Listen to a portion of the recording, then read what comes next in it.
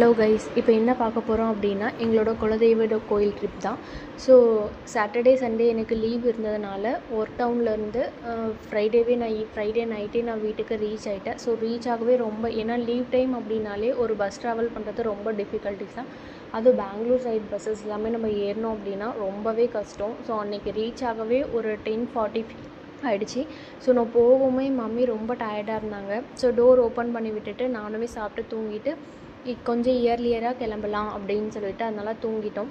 So காலையில் எழுந்ததுமே சாமிக்கு பூஜை எல்லாமே போட்டுட்டு சாமிக்கு தேவையான திங்ஸ் எல்லாமே ஃப்ரைடேயுமே மம்மி எல்லாமே வாங்கி வச்சுருந்தாங்க, அர்ச்சனைக்கு தேவையானது எல்லாம். ஸோ அது எல்லாமே பேக்கப் பண்ணிவிட்டு ஆட்டோ ஒன்று புக் பண்ணி குலதெய்வம் கோயிலுக்கு போயிட்டு நல்லபடியாக சாமி கும்பிட்டு வீட்டுக்கு ரிட்டர்ன் வந்தாச்சு.